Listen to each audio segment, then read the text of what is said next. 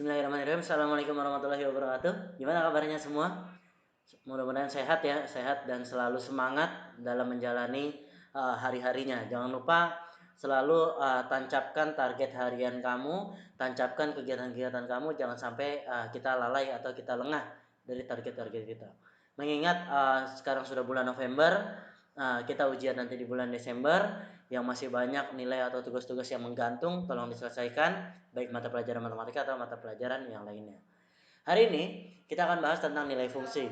Lanjutan dari fungsi kuadrat yang pekan kemarin sudah dibahas sedikit tentang nilai-nilai fungsinya sampai ke sumbu simetrinya. Dan ini akan lebih mendalami tentang nilai fungsi kuadrat sendiri. Bagaimana kelanjutannya? Pertama kita pertama-tama untuk pembelajaran hari ini kita mulai dengan membaca basmalah. Bismillahirrahmanirrahim. Dan kita bersyukur kepada Allah kita dapat bertemu walaupun secara virtual seperti ini, secara video seperti ini.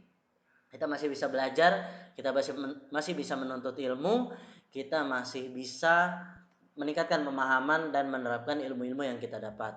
Mudah-mudahan semua bermanfaat dan bisa menjadi salah satu pelajaran untuk kita selalu berusaha keras memecahkan masalah-masalah yang ada. Tetap jaga semangat dan tetap membantu orang tua di rumah, ya.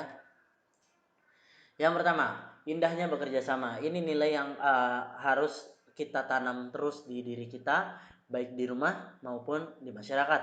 Kenapa? Karena kerjasama erat kaitannya dengan bermasyarakat, erat kaitannya dengan pertemanan, sosialita di sosial media maupun di dunia nyata. Yang pertama, kesuksesan besar berawal dari mimpi yang besar. Kamu harus punya mimpi dulu, nah. Punya tujuan. Misal saya punya mimpi matematika dapat 90 di PAS ini. Itu nggak apa-apa. Dari situ kamu bisa meraih mimpi-mimpi yang lain. Nah, mimpi yang besar lahir dari orang yang berjiwa besar, yang tahu kekurangan dia, mau memperbaikinya, lalu mau mencapai tujuan yang sudah dia tentukan. Ya, tentu harus teguh hatinya. Ya, harus berjiwa besar, harus teguh hatinya dan konsisten mengejarnya. Bagaimana? Sudah siapkah? Selanjutnya, untuk kebermanfaatan lebih luas, kita butuh tim. Kita butuh tim. Gak bisa saya sendiri bisa bermanfaat untuk 1000 orang. Itu agak sulit. Bukan gak bisa, teman, agak sulit dan membutuhkan waktu dan tenaga yang lebih banyak. Jika kita buat tim yang punya satu visi, kita mau meningkatkan sosial atau kegiatan sosial di negara kita.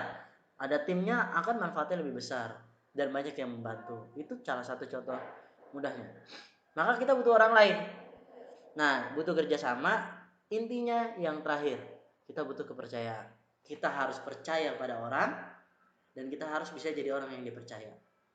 Itulah yang harus kita tanam terus untuk kehidupan SMP, SMA sampai kuliah, bahkan di dunia orang dewasa sekalipun.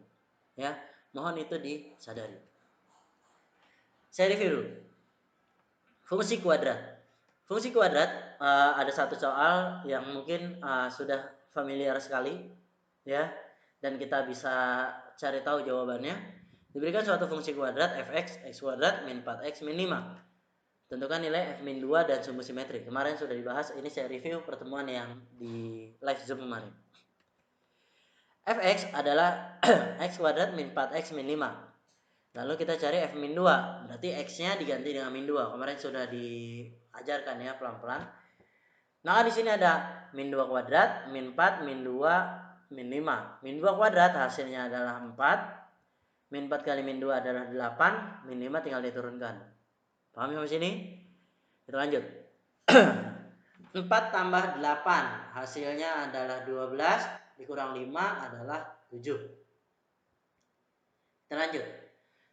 Pertanyaan kedua adalah tentukan sumbu simetrinya. Sumbu simetri di sini bisa dirumuskan atau rumusnya sudah disampaikan kemarin.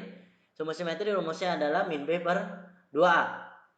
B-nya dari mana? Seperti biasa, A-nya yang di depan X kuadrat, A-nya adalah 1, B-nya adalah min 4, C-nya adalah min 5. Berarti min B, di situ B-nya yang tengah min 4, jadi min 4.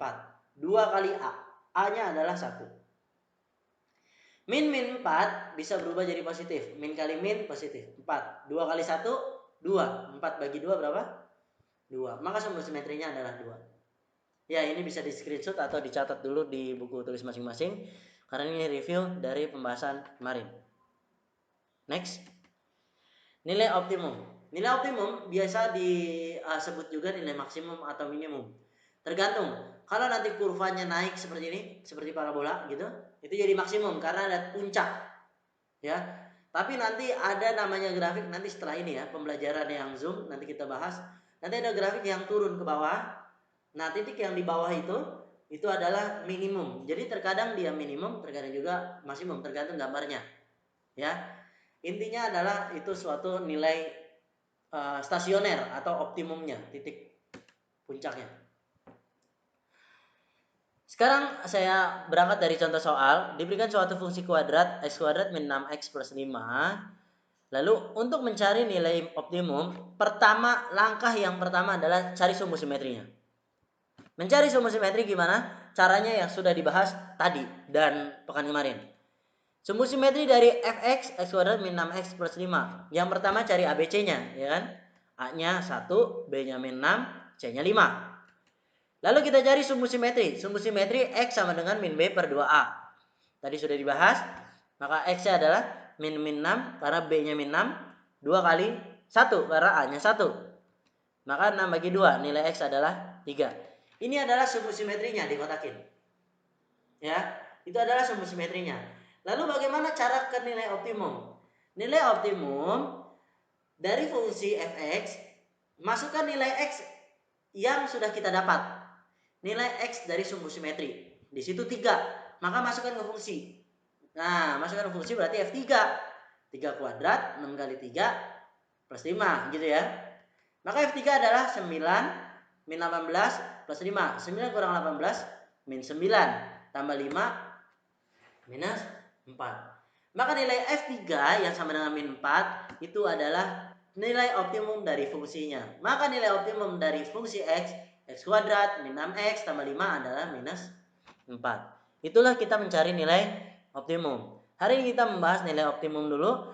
Untuk latihan-latihannya nanti kita bahas di pertemuan selanjutnya. Jadi ini adalah runtut nilai fungsi sumbu simetri, ketika digabung dia menjadi nilai optimum atau nilai maksimum atau minimum. Bagaimana ini bisa diterapkan dalam grafik itu akan dibahas mungkin 2 pertemuan. Pertemuan besok grafik biasa, pertemuan selanjutnya bagaimana grafik yang parabola. Ya, itu akan kita bahas secara mendalam di live mungkin 40 atau 2 kali Zoom. Mudah-mudahan bisa bermanfaat untuk semuanya dan lebih meningkatkan pemahaman kita semua. Kenapa? Karena materi ini akan kita gunakan lagi di next materi-materi selanjutnya. Setelah nilai optimum ada grafik, setelah grafik nanti ada mencari nilainya. Nah, itu semua digunakan dalam atau diujikan dalam PAS di bulan Desember nanti.